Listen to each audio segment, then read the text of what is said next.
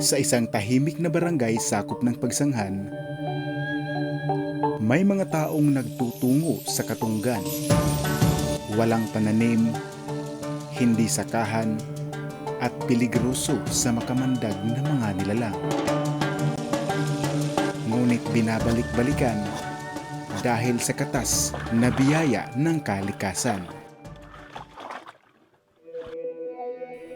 Kilala ang bayan ng Pagsanghan bilang tahanan ng malalaking alimango at dito rin matatagpuan ang laman ng kwentong bayan na pinaniniwalaang lugar ng mga engkanto, ang Biringan. Ngunit lingid sa ating kaalaman, may isang lugar sa bayan ng Pagsanghan na tinirahan ng mga Hapon noong unang panahon at may ipinamanang makalumang tradisyon at patuloy pang binubuhay ng mga tao hanggang ngayon. Sa barangay Kaluluma o mas kilala sa tawag na Rawis, sakop ng Pagsanghan, ay nakilala ko si Mang Ninito. At sa umagang ito ay nagtungo kami sa Katunggan.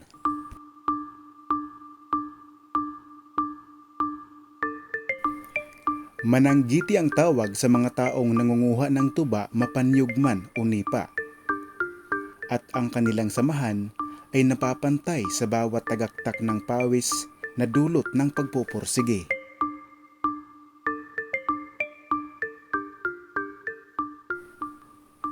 Kung sa ibang lugar ang pera sa bangko lang wini-withdraw at kinukuha, sa barangay Kaluluma, kailangan mo pang magsagwad gamit ang bangka at pasukin ang tahimik at peligrosong lugar sa ilalim ng mga nipa. Marami itong pasikot-sikot sa loob at kunting pagkakamali ay pwede kang maligaw. At si Mang Ninito nagtungo rito hindi para mag-withdraw, kundi para kumuha ng katas at gawing pera. Kasama ko ngayon itong si Tatay Ninito na nakatira ng Barangay Rawis ng Pagsanghan, Samar at isa siya sa kumukuha ng mga lambanog o katas ng dipa na ginagawang lambanog, manyang kung tawagin sa lokal ng dialekto. At ayon sa kanya, more or less half hour para makarating patungo sa kanyang bangko ng pinagukunan ng manyang. At kanina lang ay sinabi na sa akin na yung nasa likod, yung nasa likod ko mismo, yan ang lugar na yan mismo ang sentro ng tinatawag na Biringan o hanapan ng mga taong nawawala dito sa lugar ng Pagsanghan, Samar. Mahigit 2 dekada nang mananggiti si Mang Ninito. Bihasa na sa pangunguha ng mga tuba at kabisado na ang panahon kung saan maraming makukuhang katas at panahon ng salatan. Ayaw gad, ubusa gad. Ubusa. Ang nipa ay matatagpuan sa bansang Thailand, Vietnam, Malaysia, Borneo at Pilipinas. Karamihan sa mga ito ay nabubuhay sa mga lugar na naaabot ng low tide at high tide. Marami itong pakinabang, kaya nagbibigay hanap buhay ito sa mga taong umaasa. Ginagawang pawid ang dahon nito at marami pang iba. At dito sa Kaluluma, sakop ng Pagsanghan, Samar, ay ginagawang alak ang katas nito. At makalipas ang kalahating oras ay huminto na ang aming sinasakyan. Andito tayo ngayon sa Katunggan kung saan ito yung nagsilbing sanggutan o pinagukunan ng katas ng mga nipa kung ginagawang manyang o lambanog. Sakahan ng mga alak ni Mang Ninito. Pag pinikiba sa lugar na ito ay andito lang mismo, abot kamay lang. Tapos ang pinagkaiba dito ay kung sa mga niyog ay kailangan pang buhay na din, sa lugar na ito ay abot kamay lang. At saka andito tayo sa lugar ng mga Katunggan kung saan brackish water ito at nasa lugar ng mga parang kumunoy o kaya hanggang dito yung putik. Tinatawag itong Katunggan kung saan naabot ng mga high tide at low tide. Bale, unang-una, ito yung unang proseso sa sa sanggot. Bale, anong tawag dito? Lakob. Lakob. Tapos, ito anong tawag dito? Pagaway. Pagaway. Oo. Bale, ano yung ginagawa? Ano? Laknaban. Laknaban. Ano yun? Ano ba? Laknaban mo? Puputulin dito Oo. para yung katas Mo mapunta gawas. dito. Oo. Okay. Oo.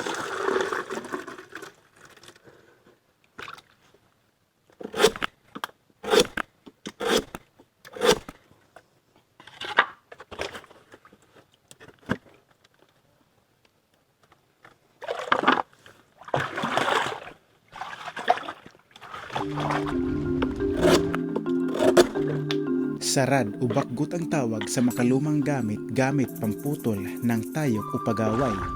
Laknab naman ang termino sa pagpuputol ng pagaway. Ito ay dahil para mas magbigay ng bagong katas at makaipon ng panibagong tuba.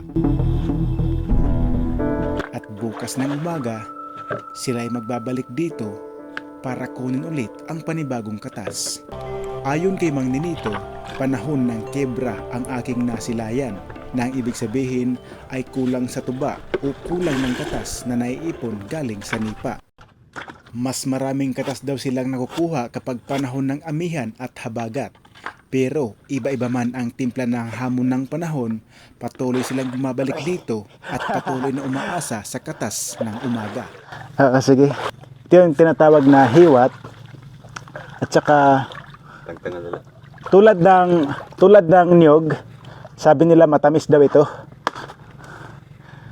Paano ba? Dito? Oo, di. Pwede. Matamis daw to.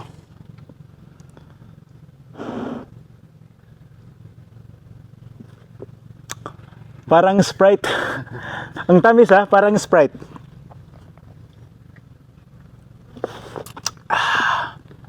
Alam mo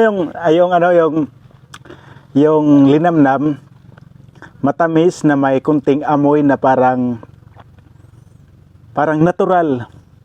Tapos may pagkamaanghang siya na ibang-iba yung texture. Parang mabango kapag andito na sa lalamunan, pero kung nilunok mo na, pag napunta dito, may kunting init na nabubuo.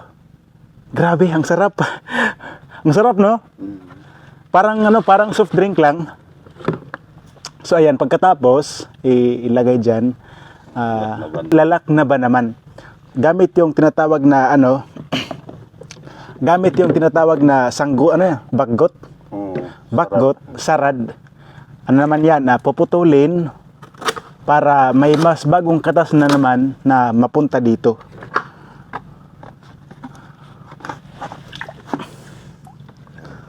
Ang sarap. Dala agi, sir. Ay, dasa, sir. Oo. Matinik at maputik ang lugar na ito at wala akong sapat na sapatos para proteksyonan ang aking mga paa. Aray.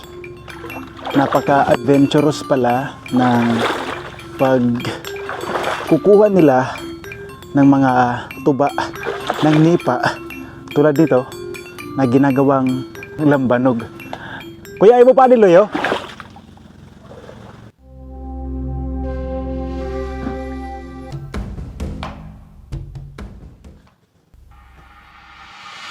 Ganito ka peligroso yung tinatahak nila sa tuwing sila ay pupunta sa bangko ng alak, which is ito yon, kung tinatawag nila ay katunggan. Katunggan, di ba ya? So ito,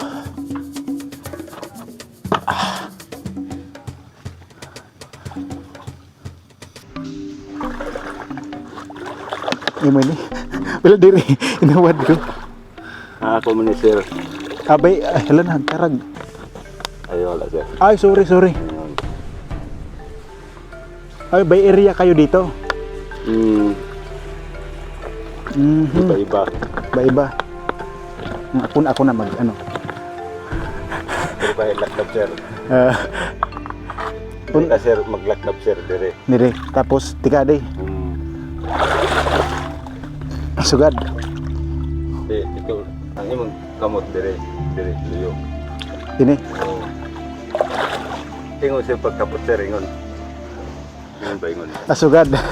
Balik ganito pala yung pagpuputol. Anong tawag dito? Pagaway. Pagaway. Hindi. Ikaw na lang. Nakaiyak pa ko. Kaputan ko na.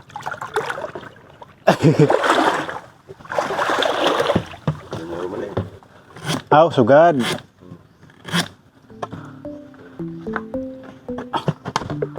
Oo.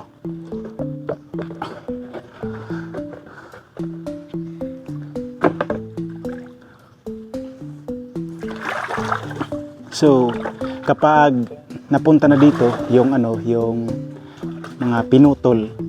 So, ibig sabihin nun, indikasyon na wala nang makukuhang katas. So, hahanap naman sila ng iba ng puno para makapag-produce na ulit ng mayroong ganito para makapag-produce na ulit ng panibagong katas na tinatawag na tuba o gagawing manyang.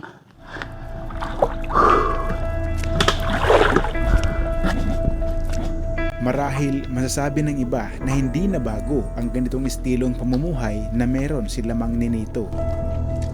Mahirap lang isipin na tayong Pilipino rin ang alipin sa lupang tayo ay nabubuhay. At hindi kamalasan ang tawag at tunay na sumpa sa mga taong tulad nila. Bagkus, ang ating kahirapan dulot ng pamumuhay ay parang alipin sa nipang binabalikan at pinapayaman. Matamis man ang buhay ng ilan sa atin, wala ito sa yamang nipa na hinanap, inalagaan at binabalik-balikan. Nadugo, pawis at pagod ang puhunan ng mga mananggiti. Kaya sa susunod na makakita ka ng taong basa, madungis at pawisan, huwag husgahan. Bagkus, ating isipin ang tunay na dahilan kung sino nga ba ang kanilang itinataguyod at ipinaglalaban.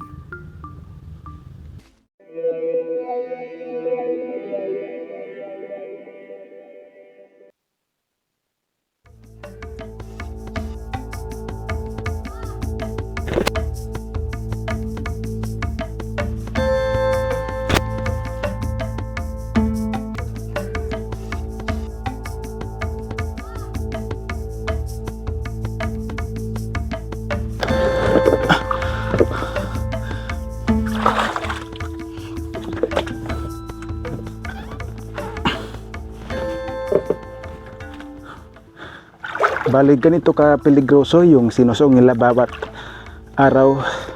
Ayon kay Kuya Ninito, kung sa ngayon ay kumuha sila ng mga katas ng tuba o manyang,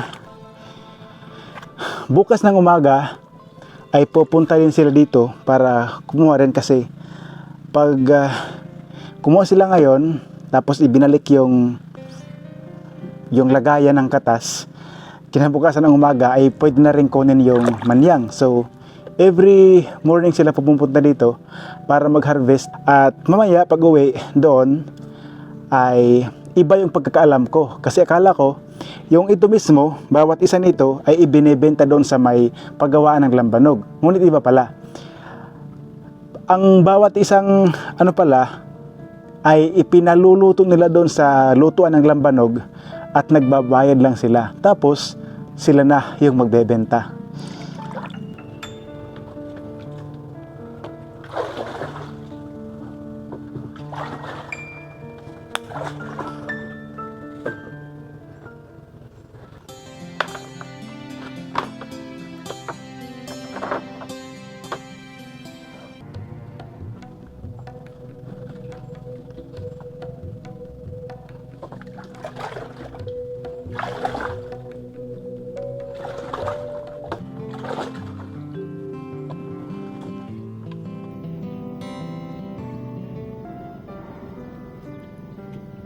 Mali. Ito nga pala yung tinatawag na sukob. Kasi yung tuba, kapag kinuha na, meron silang espiritu. Kung parang kumukulo na nagpo-produce ng bula. Nagawa lang talaga ng tuba, natural.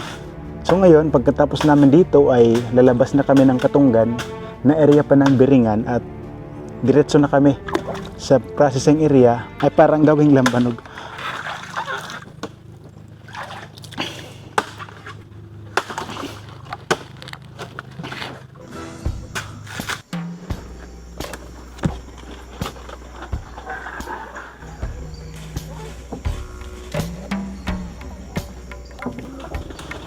Parang wala nang dadaanan Parang wala nang madaanan. Mas meron pa pala.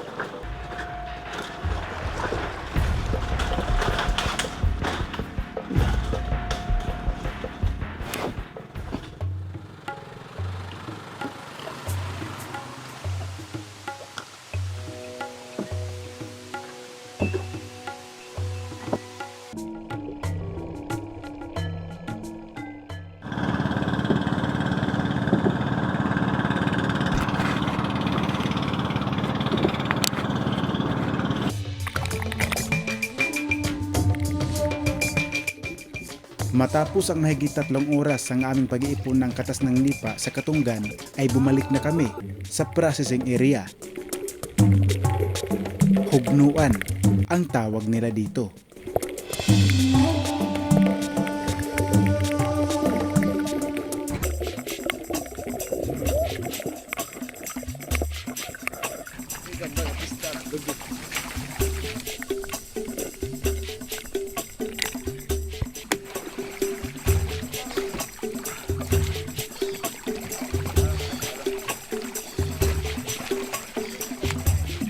Ilang taon na hanggang ngayon mula nung nag-umpisa kang magmuha ng tuba?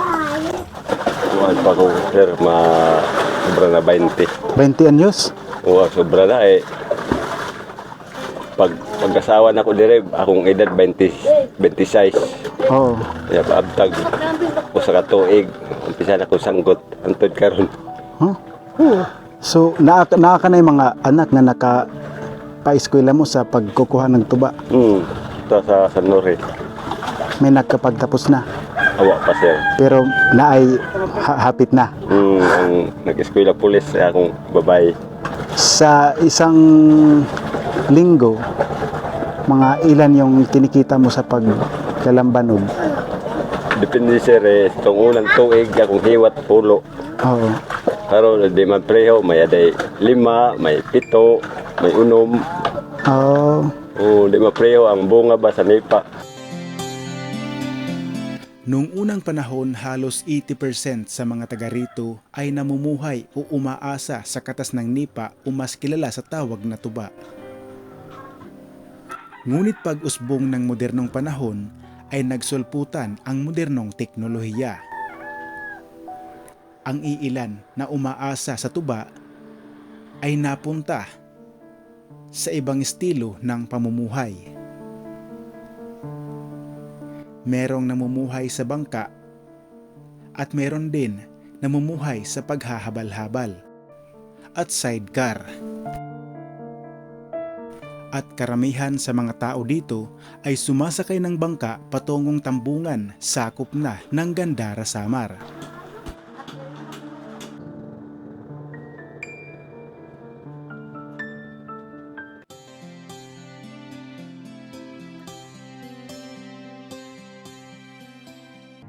Pero ang ilan sa kanila ay patuloy pa ring umaasa sa pagkukupra at panghuhuli sa mga lamang dagat.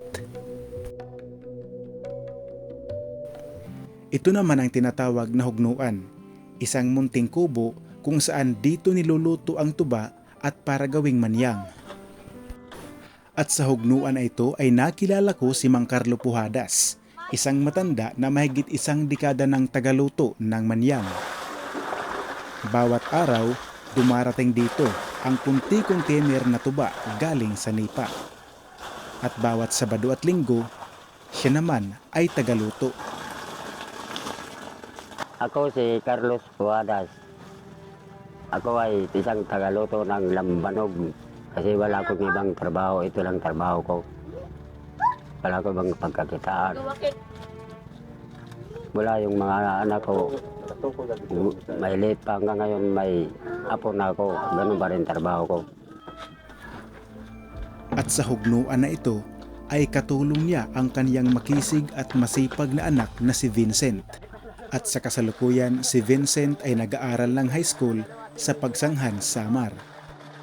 Baong ang tawag sa isang dambuhalang kaldero kung saan dito niluluto ang mga tuba. Bawat isang proseso ay kumakasya dito ang 11 container ng tuba. At ang 11 container ng tuba ay umaabot ito ng humigit kumulang 3 oras ang pagluluto. At binabayaran sila ng 120 pesos ng mga mananggite.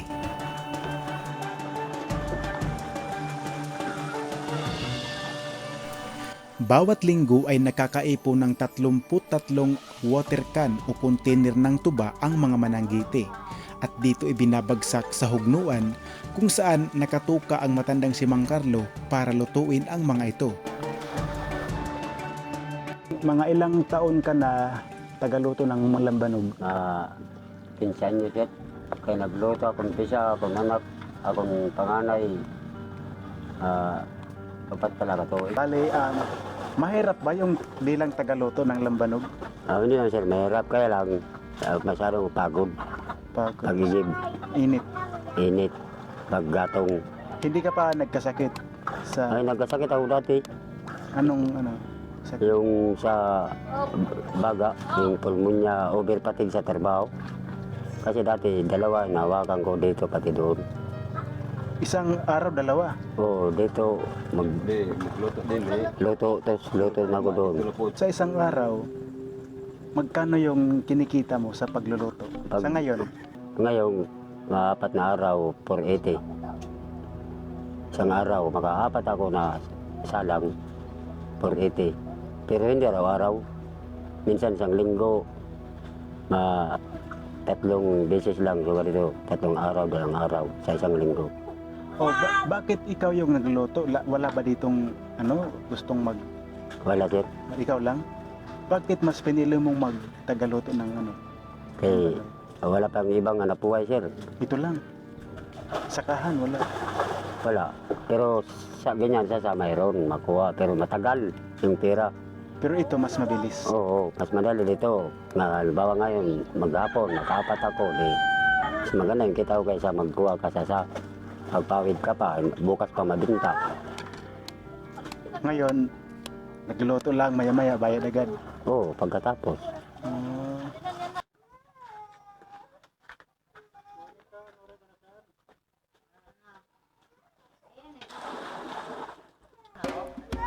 Ayon sa isang doktor, lambanog ang tawag sa isang alak na niluto galing sa niyog at manyang naman kapag niluto ang isang alak galing naman sa nipa.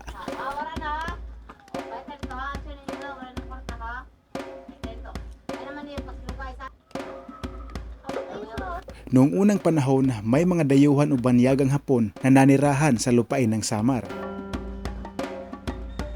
Ayon sa mga taga rito, noon ay niluluto lamang ang tuba sa maliliit na lata at sa takbo ng mahabang panahon ay natutunan ng ating mga ninuno ang distillation ng tuba kaya ang tuba naging lambanog at naging manyang.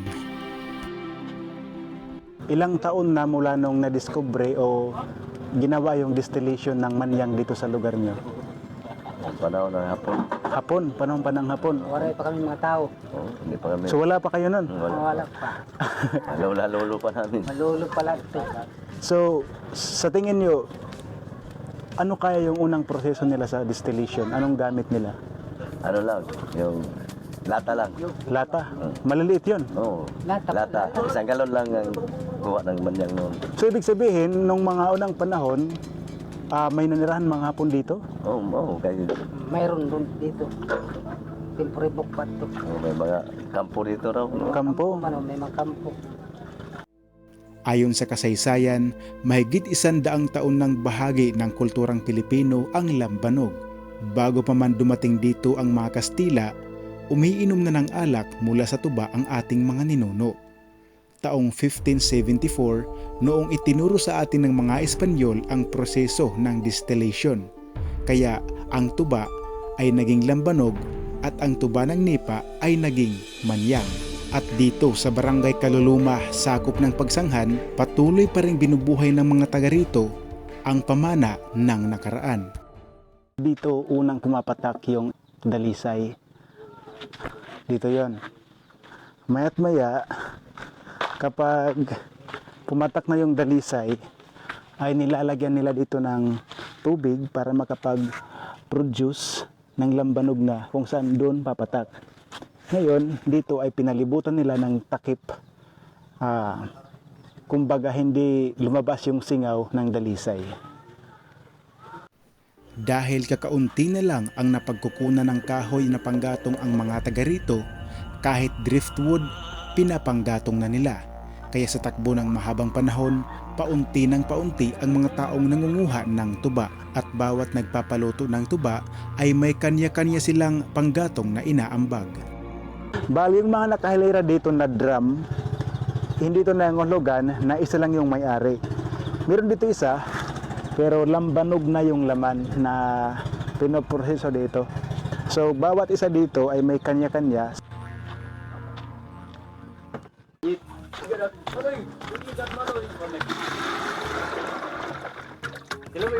Bali isang water can magkano? 300. Mga yung mga namimili, mga taga dito lang din.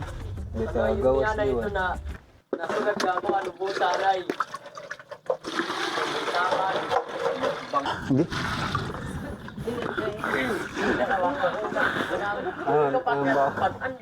Masula ulo.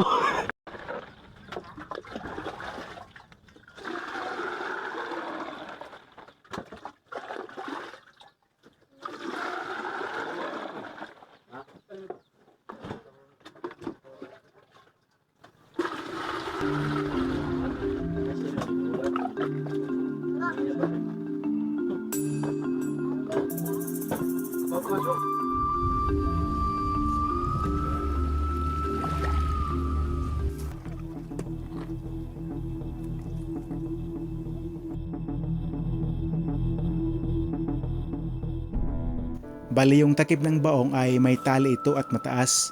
At sa ibabaw nito ay parang may kawali, pero ang pinagkaiba ay V-shape kung saan kapag kumulo na yung tuba, magpo-produce ito ng moist o pawis sa itaas, at yung pawis ay tutulo o papunta sa gitna ng point at may nakalagay na embudo doon papasok sa hose at naiipon yung lambanog o manyang patungo sa labas at napupunta sa water can. Pagpatak ng dalisay, hudyat na ito para lagyan ng malamig na tubig ang ibabaw ng baong. Paraan para mas maraming dalisay o mas maraming manyang ang maproduce o mabuo sa loob ng baong na pinapakulo ang tuba.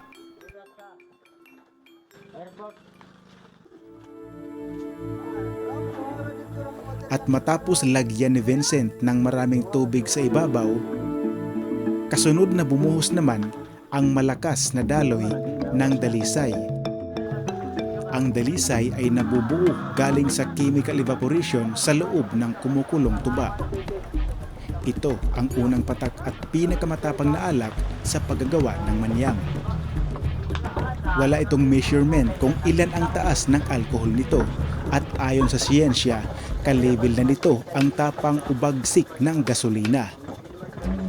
Bali itong pumapatak ngayon, itong tinatawag ng dalisay, ang unang patak na pinakamatapang na klase ng lambanog.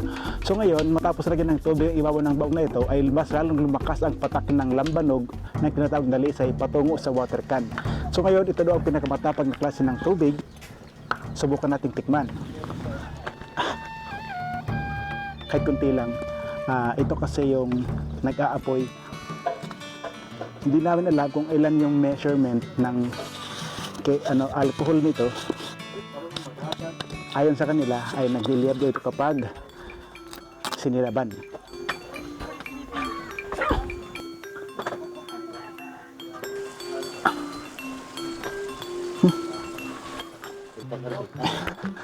Amoy pa lang. Pinita, ano hindi. Tunog ito. Mapas ito dugan pag ininom. Kapag uminom na mapaso, mainit sa lalamunan. Wala nga ipagkuta. So mas mainam na mas palamigin natin ng konti para hindi masunog yung ating lalamunan. Ang 11 container na tuba ay nakakabuo ito ng 3 container na manyang at isa dito ang dalisay. Sinubukan kong inumin ang unang patak o dalisay ng manyang, ngunit amoy pa lang nito ay sumakit ang aking ulo. At dahil mataas ang alkohol nito, pwede itong magdulot sa pagkasunog ng aking lalamunan. Wala itong measurement kung ilan ang taas ng alkohol nito at ayon sa siyensya, pwede na itong gamiting panglinis ng mga pyesa at katumbas na sa tapang ng gasolina.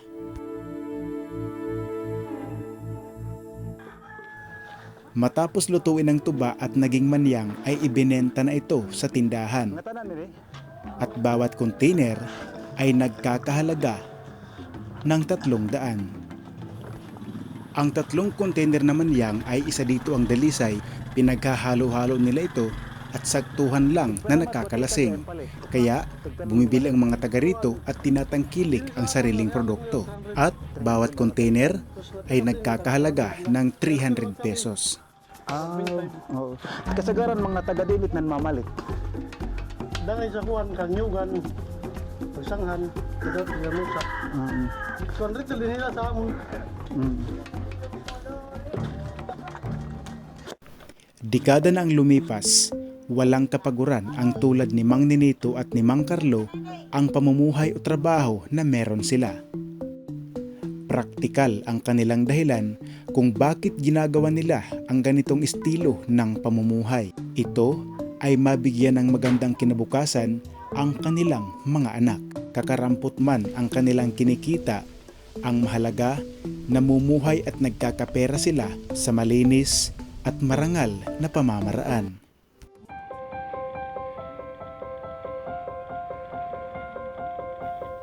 Ang manyang ay parang dugo na dumadaloy at umiikot sa ating katawan. Kung sa tindahan umaasa sila ng manyang sa mga mananggite tulad ni Mang Ninito, umaasa din sila Mang Ninito sa tagaluto tulad ni Mang Carlo.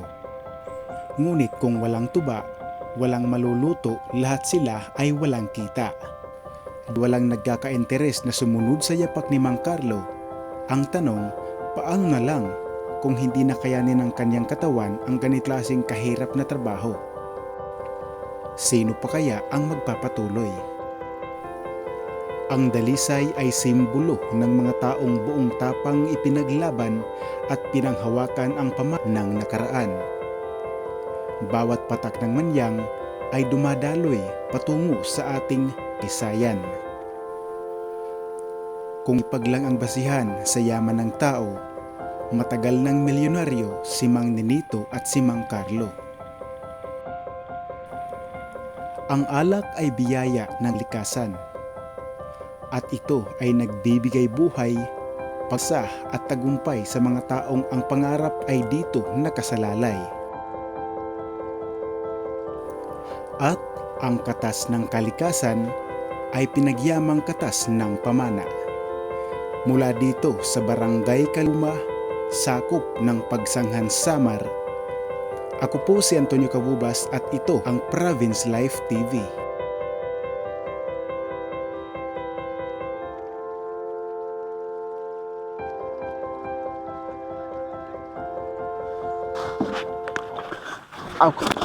Uy! Beringan na. O ini, beringan na.